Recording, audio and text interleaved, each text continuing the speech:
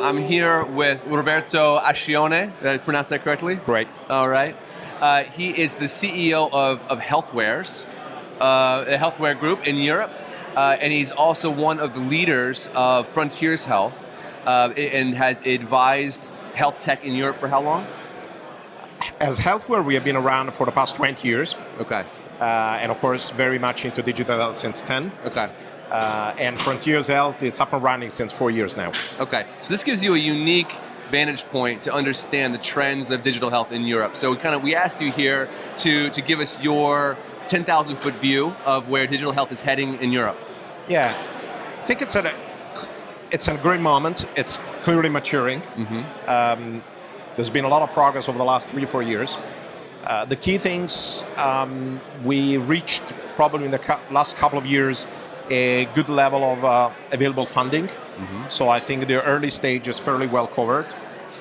And we are starting to see also some more traction. I think companies have learned that Europe, it's clearly an interesting market to go. Mm-hmm. A few years ago, it was a little bit funny. You had companies that in the very early stage, starting to get a little bit of traction, were looking to move to the US, which of course is a much different game. And some made it, but many, many others did not. So I think what's really new is that in Europe, we created the conditions for companies to kind of thrive in the local markets. Companies learned, as I was saying before, that Europe can be a viable market. Each country, the main ones, are pretty decent healthcare markets. Think about the UK, France, Germany, Italy are pretty sizable markets. And I think another key development has been that this company have learned that it's much better to be strong in one market first, and then understand what are other markets that they might attack, not just maybe the nearby ones, but more those that from a user dynamic and business model perspective could be more kind of suitable. So I think this kind of general conditions and this kind of learnings that the founders have in some cases learned the hard way has created a kind of environment that now it's allowing a few companies, or several companies I should say, to really kind of thrive and scale and raise more funds. Okay. So you've said the conditions have changed. What are some specific ways that the conditions have changed so that traction, so you've seen the kind of traction that you have? Yeah, so I think a few different things. So on one side, the availability of early stage funding in multiple countries, of course, has been important. A generation of entrepreneurs that started to cultivate more digital health in a much more kind of wise and organic way, of course, has been very important.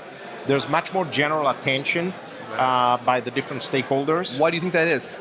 Well, I mean, first because they've been observing clearly the US dynamics. Okay. So the ecosystem in Europe is probably, I would say roughly, it was several years behind, has been catching up quite fast, so it's still a bit less developed than over here, but clearly this kind of mirroring effect has been playing a role. Look at Frontiers. When we started 4 years ago, Frontiers Health, as the health vertical of the Frontiers conference, that has been for the past, say, 10, 12 years in Europe, really talking about innovation. When we did start and they asked me to lead this as chairman, basically the movement was really in the beginning. So the conference itself as a place for the ecosystem to kind of meet and mingle, also probably contributed a little bit. When you look at the conference last November, where you guys had a full kind of breakout with the sort of mini festival, as we said, with Unity, European version, was really successful. It's now a 600 people, event. All the stakeholders, insurance, pharma, so all the life sciences investors are clearly startups. When you look at 4 years after, it's really night and day. Because of the size of the companies, the level of maturity, the products, the traction they're gaining on the market. And in fact, we're also starting to see the first acquisitions. So in Europe, we had now nearly 2 years ago, the My Sugar by Roche. Recently, we had the Nuna Bavarian just a few weeks before the event, and they were speaking at the conference. So I think we are also starting to see, we had volunteers doing the IPO in the digital therapeutics space. So I think we are starting to see also some kind of path to value and some early exits. Clearly, it's just the beginning, but I think this is contributing, to kind of encourage all the ecosystem to develop. Yeah, you mentioned this idea of a mirroring effect and the European market being a couple years behind the American market. Does that open up an opportunity to see what has been tried and maybe even leapfrog over mistakes that have been made? Does that actually create a new opportunity? I'm very in favor of this, and this is something that I think is not only happening in some cases, but I think it should happen as much as possible. Now, the markets are different, so it's not that all the learnings can be just kind of, imported, so to speak, in Europe, because the systems are fairly different. But certainly from an entrepreneurial perspective, whether it's on the founder's side, the way you basically work on the capital side, the way you work, especially in the large corporations, there's a lot of learnings that can be kind of mutuated from other markets. And there's a beauty to be first, I think, but there's also a beauty if you know how to play the game, to be a follower, because you can learn, and kind of leapfrog a number of mistakes that maybe have been done. So it's not everything because of the difference of the systems, but I think there's a lot, and this is also part of what we do when we work on projects. We have a fairly substantial operations as Healthware also in the United States. And our innovation division, for example, Healthware Labs, which works with the large-scale corporates and startups to kind of do innovation management and kind of fast-track products. That was started not by chance in the States. And then we basically moved back in Europe, even if the company was originally founded in Europe. So I think there's a great value in this. And I believe it will happen the same with Far East, with China especially. It's very different again as a system, but again, there are a lot of things that can be mutuated. As a healthcare consultant, you're under the hood, you're understanding the mechanisms that make digital health work, and yet with the moonshot approach that we have, it always comes back to this personal motivation, this desire to see change.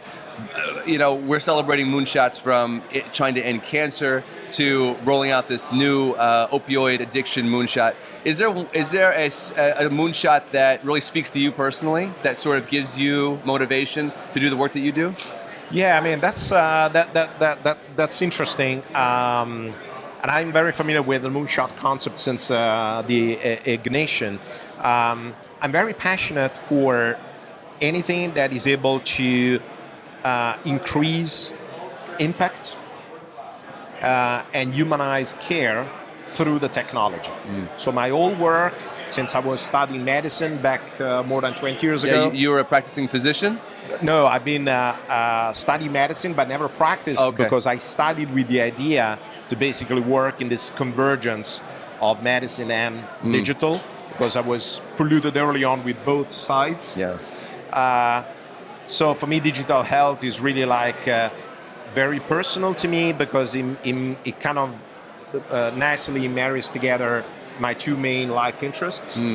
And the reason behind Healthware itself and the work we do with entrepreneurs, which can be physicians, can be nurses, can be other professionals coming from all different angles, it's really the overall idea is really that technology, as happening in other sectors, can democratize healthcare. That we know a lot, we need a lot of that. And finally, by removing complexity, by removing waste of time and data, will allow the different players to gain back time to have more relationship with patients. So my whole idea is that tech will at some point start to kind of disappear, increase efficiency, improve impact, and making healthcare a lot more human by making it sustainable. Because as we know, the systems are largely unsustainable regardless of the country. So that's basically what moves myself, my team, which is now over 150 people, all basically working on these concepts. What do you think is a big misconception about healthcare in Europe? A lot of people around the world really put healthcare in Europe on a pedestal and look at the Scandinavian countries and the happiness indices, and they see it as an ideal in terms of how healthcare is handled. I know people in the United States who see it that way. Are there misconceptions or things that people should know about European healthcare in general? Well, that's a broad one, but in essence, yes, healthcare is extremely good on average in many European countries. Yeah. And I can even speak for Italy. So the national health system is turning 40 years old this year, is universal, provides access to care to everyone that is on, in the country, basically, for any reason. And the average level is incredibly high. Yeah. Life expectancy is, at the first, is among the first in the world. And the system works really well on average. The issues with those kind of systems is that, which is probably true in many other systems, is that the quality of the care can vary significantly from, point to point, which is where I think technology can help for sure. And also, there's a general concern about the sustainability of the systems on the medium long term. With the aging population, with absolutely appropriate desire for people to access the best care option possible, regardless geography or regardless, income, which I think it's absolutely correct. The systems are under pressure and will be under more pressure.